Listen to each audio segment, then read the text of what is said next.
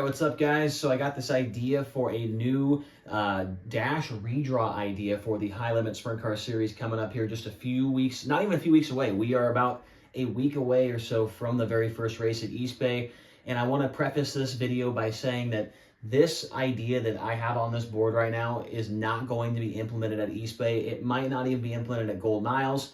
It might not be implemented ever, but I have this idea that could make the dash redraw a little bit more exciting for the fans, a little bit more engaging for the fans, and even more engaging for the drivers as well. So what we're going to be doing today is talking about what would be basically a roulette wheel that would be used for the redraw with High Limit. Obviously, one of the things that High Limit is all about is the casino theme of things, whether it's cards, whether it's dice, whether it's a roulette table, things like that. Just trying to have its own identity. And so far, I would say High Limit's done a pretty good job of that, having their own identity. So I think this would just add to it a little bit. So right now, what we see with dash redraws, right now with the Outlaws, they have that little NOS can where they put their hand in there, they pull out a little poker chip type thing, and it's got a number on it, right? You ask them a question, and that's it. Right now, High Limit, they have the giant playing cards, which is kind of interesting, but it's relatively the same thing, right? You got 1, 2, 3, 4, 5, 6, 7, and 8.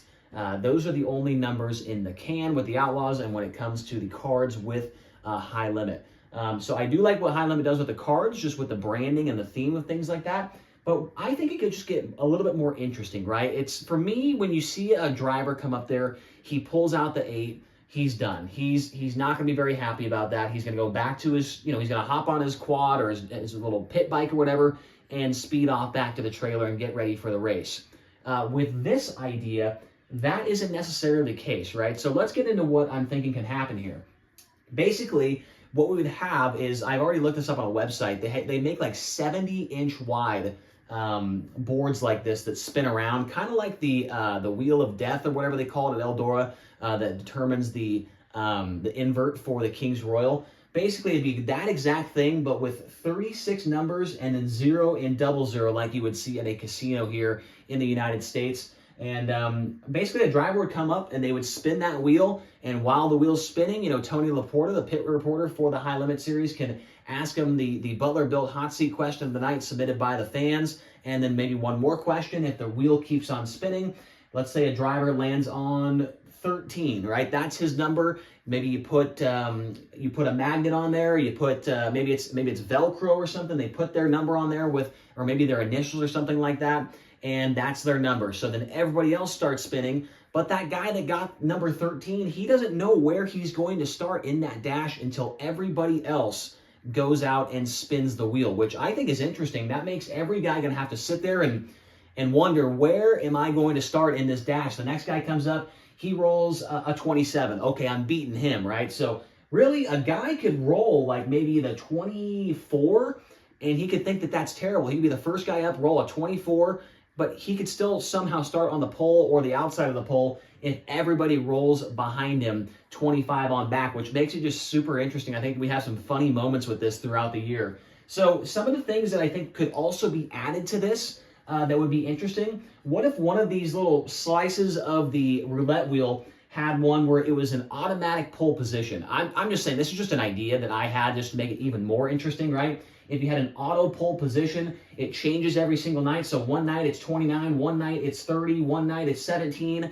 And if that guy lands on it, he automatically gets the pole position for the dash. The same thing could go for an automatic last place starting position in the dash. So 21, 24, 22, you land on that, you're automatically going to start dead last in the dash.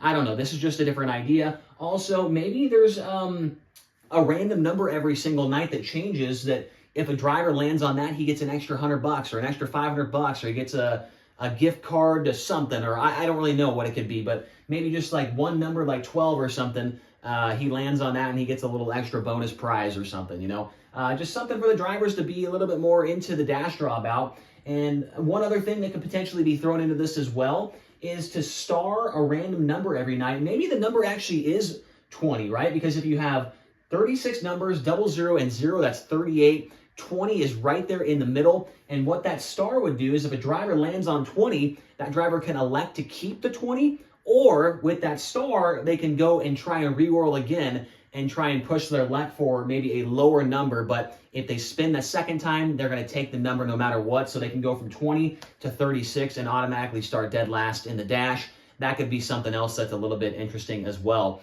with this roulette wheel idea. Now, what I do like about this idea for some of these things right here, I just like the randomness of it, right? Right now, with all the dash draws out there, you know you're going to pull out that card, it's a 2, you're going to start second. You pull out the pill, it's a 6, you're going to start outside row 3. We know that every single time. With this, you really don't know where you're going to start in the race, in the dash, until everybody has gone through and ran and spun the wheel.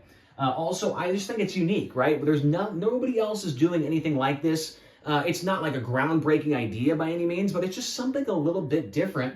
And I think that that's what High Limit's going for, right? High Limit's trying to be different, trying to change the game a little bit. Also, it goes with the theme of High Limit, obviously. A roulette wheel, we've already got dice in the mix, we've got cards in the mix, high rollers, the high limit room, all that kind of stuff is involved. And this would fit perfectly into that theme, that High Limit and that brand that they're trying to build. Also, I think it keeps people engaged throughout the entire dash draw, right? The dash draws right now, it's just a question. A guy pulls a number, he goes away, here comes the next guy. Right now, I feel like people are going to be wanting to watch every single time, right? If their favorite driver, he gets the 25 or something, like, man, is he going to start dead last in this dash? Or is he going to, get lucky and have these guys all roll bad numbers behind him? And I think it keeps the drivers engaged as well, because sometimes I feel like the drivers who come there, they're not really too excited to do the interview and to pull the pill out. It's kind of, same thing, different dance.